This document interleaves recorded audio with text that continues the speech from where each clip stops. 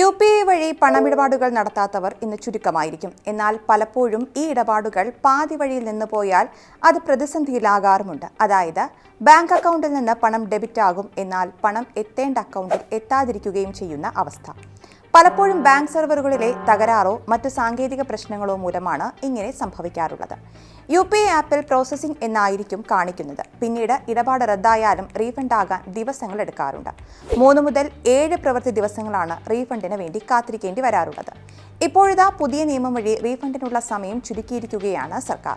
July 15 മുതൽ ഈ നിയമം നിലവിൽ വന്നിട്ടുണ്ട്. പുതിയ നിയമപ്രകാരം റദ്ദായ ഇടപാടിലെ പണം റീഫണ്ട് ചെയ്യാൻ ബാങ്കുകൾക്ക് നാഷണൽ പേയ്മെന്റ് കോർപ്പറേഷൻ ഓഫ് ഇന്ത്യയുടെ അനുമതി നേടേണ്ടതില്ല. അതായത് പെട്ടെന്ന് തന്നെ ബാങ്കുകൾക്ക് നേരിട്ട് പ്രശ്നം പരിഹരിച്ച് പണം റീഫണ്ട് ചെയ്യാമെന്നർത്ഥം.